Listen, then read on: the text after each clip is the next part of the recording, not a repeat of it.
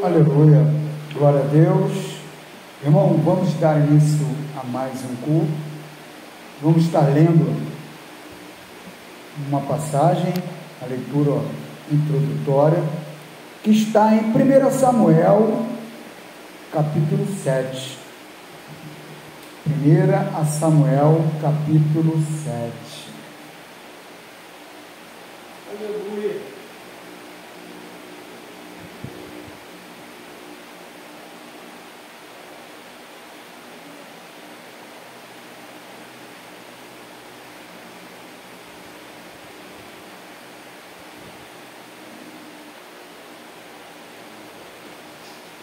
Glória a Deus, aleluia. Diz assim a palavra do Senhor: Então vieram os homens de Quiriate-Jearim e levaram a arca do Senhor e a trouxeram à casa de Abinadab no outeiro e consagraram a Eleazar seu filho para que guardasse a arca do Senhor. E sucedeu que desde aquele dia a arca ficou em Quiriate-Jearim, e tantos dias se passaram que até chegaram 20 anos, e lamentava toda a casa de Israel pelo Senhor. Então falou Samuel a toda a casa de Israel, dizendo: Se com todo o vosso coração vos converterdes ao Senhor, tirai dentre vós os deuses estranhos e os astarotes, e preparai o vosso coração ao Senhor, servi a Ele só e vós, e vos livrará da mão dos filisteus.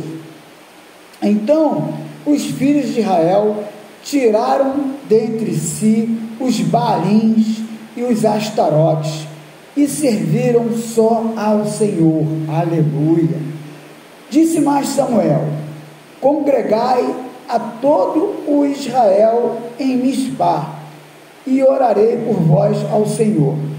E congregaram-se em Mispá, tiraram água e a derramaram perante o Senhor. Jejuaram aquele dia e disseram ali: Pecamos contra o Senhor.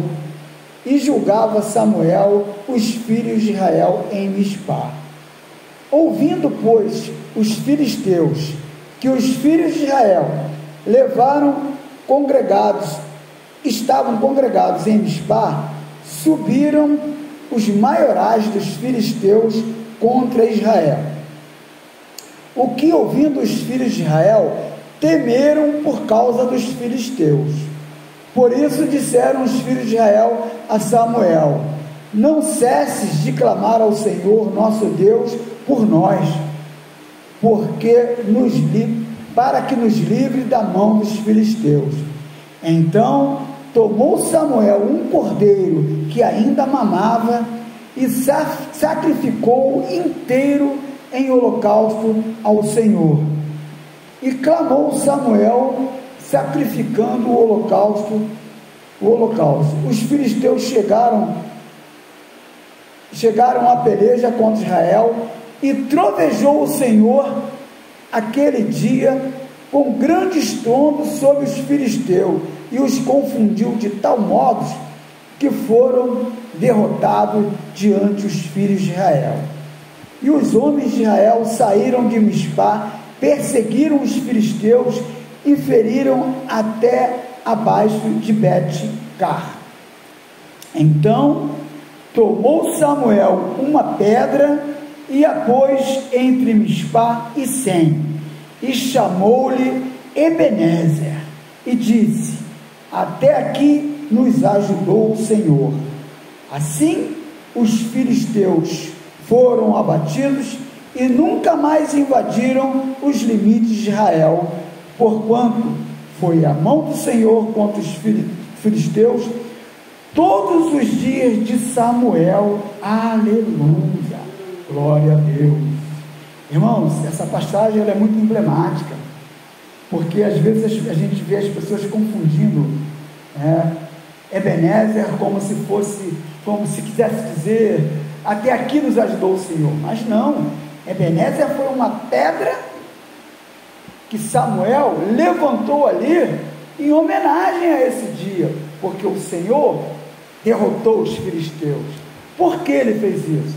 Porque eles se arrependeram de seus pecados. Porque, por incrível que pareça, até os dias de hoje é assim. Quando os filhos de Deus estão com preocupação, passando por dificuldade, eles correm para o Senhor, e o Senhor sempre os ajuda. Até hoje não é diferente.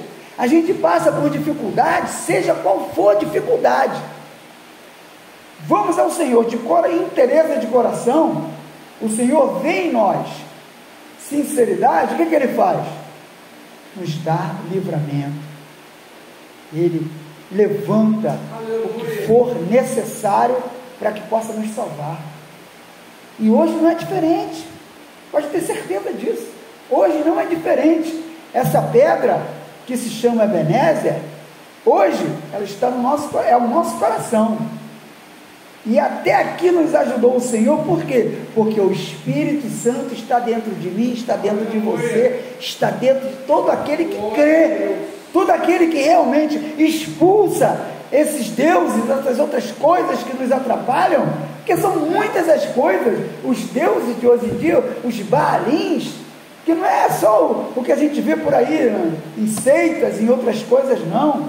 São as coisas ali, ó, às vezes a internet, a Netflix, qualquer outras coisas, nos tira da presença do Senhor.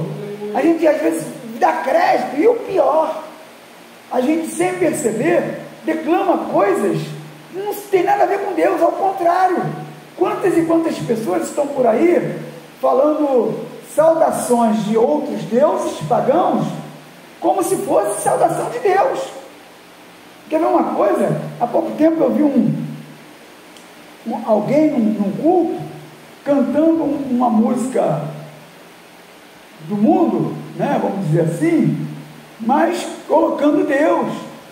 Aí eu falo, meu irmão, isso não é louvor, porque aquela música não foi feita para Deus. Não estou dizendo que ela é amaldiçoada, não, porque você canta, né, de alegria, você faz uma música para homenagear alguém, mas não foi para Deus. Aí a gente vê aqui, o que Samuel pegou? Pegou um bezerro que ainda mamava e sacrificou inteiro ao Senhor. Ou seja, ele pegou algo puro para o Senhor.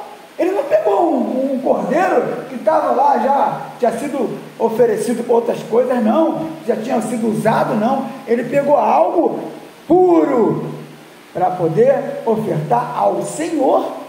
E a gente tem que agir assim. O Senhor não quer nada caro. Por quê? Porque Ele é dono do ouro e da prata. Tudo que existe é dele. Ele não precisa de nada. Tanto que, às vezes, a gente vê aí, né? O Senhor botou isso no meu coração e constantemente eu falo. Em outras religiões, as pessoas sacrificam animais, acendem vela, fazem promessas para que um Deus, uma santa ou um santo os ajude, né? Aí, em outras religiões matam bicho, fazem obrigação, em outras religiões acendem vela, fazem promessas, fazem um monte de coisa, mas Deus não. Sabe o que Deus fez? Ele pegou seu filho unigênito, ofereceu em holocausto por mim, por você e por todos. Ou seja, 1 milhão de bois não chegam perto do que Deus fez por nós. Não tem nada que chegue perto do que é isso. Que é o que? Deus ofereceu o seu filho, que nunca pecou, para pagar por nossos erros, por nossos pecados, para que pudesse ter um conserto entre Deus e nós. Então, às vezes, a gente vê as pessoas, vai porque a gente vai no teoricamente mais fácil, né? Geralmente, vou cortar caminho, entendeu? Tem uma estrada pavimentada, é longa, mas ela está com iluminação, ela está com sinalização, ela tem proteção, ela tem assistência, mas demora. E como eu tenho pressa, o que eu quero fazer? Vou cortar por dentro desse mato mesmo, que eu vou em linha reta, eu chego lá, correndo o risco de quê? De um animal peçonhento me pegar, de uma onça, né? Qualquer outra coisa, um salteador, de repente tem um bandido escondido ali, opa, alguém te vê entrando ali, vai atrás. Por quê? Porque você quis um atalho, tinha o certo, mas o certo demora, né? Porque tudo que a gente espera com ansiedade demora. Quando eu tenho tranquilidade é rapidinho. É igual um exemplo, a menina ficou grávida, para ela demora um tempão, 10 anos e o neném não nasce. O marido está ali, meu Deus, nunca que nasce. Os familiares estão preocupados, mas os amigos, caramba, já nasceu, rapaz, ainda ontem você estava grávida. Por quê? Porque eu não tenho a preocupação com aquilo que está passando com aquela menina. Então aquilo ali é normal para mim, eu acho normal, o período de gestação é rápido. Agora, para ela demora, porque ela está ansiosa, ela está louca para ver o seu neném, ela está preocupada se vai vir perfeito, porque a nossa maior preocupação é o quê? Que venha perfeito, não é? Porque ninguém quer, isso é normal, ninguém quer que o filho nasça com doença, com problema. A gente não vai numa loja comprar um aparelho com defeito. Você tem aparelho com defeito aí? Não, a gente quer comprar o melhor, e Deus quer nos dar o melhor. Então precisamos dar o quê? O nosso melhor para Deus. Não que Deus precise do nosso melhor, mas o que Ele precisa? Que estejamos melhores, que sejamos melhores. Por isso que o Evangelho é sendo, não é as pessoas serem para mim, é eu ser para o outro. Se eu estou em Cristo, eu tenho que ser para o meu irmão, eu tenho que amar o meu irmão. O meu irmão pode me xingar, ele pode fazer um monte de coisa, porque ele ainda não está na presença, eu é que não posso revidar. Por isso que Jesus disse, dê a outra face.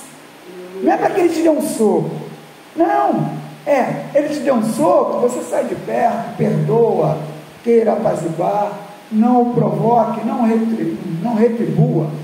Por quê? Porque você vai trazer paz, você vai fazer a vontade de Deus. Porque se da maneira que ele me atacou, eu ataco ele, eu sou pior do que ele, porque ele ainda não conhece o amor de Deus, eu conheço. Então se eu conheço o amor de Deus, eu sei que eu preciso amar.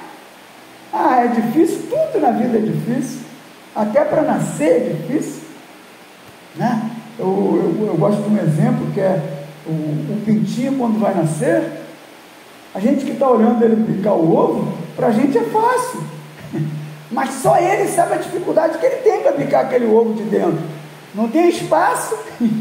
Imagina um bichinho ali dentro, e ele tem que bicar para sair, mas ele sai tranquilo, sai andando, não é? E assim tem que ser com a gente sabe que é difícil, mas depois que a gente sai da casca, aleluia, é bênção. Aí depende da gente, a gente vai ter alguém para nos colocar debaixo da asa, que é o Espírito Santo de Deus, que vai nos acompanhar todos os dias, que foi assim que Jesus nos prometeu.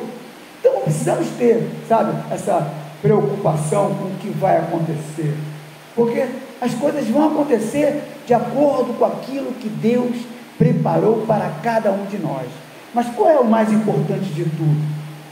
É permanecermos na presença do Senhor, fazendo a sua vontade, para que possamos ser merecedores da vida eterna. Amém? Então vamos dar início ao nosso culto, louvando ao nosso Senhor, né? Vamos louvar a Deus.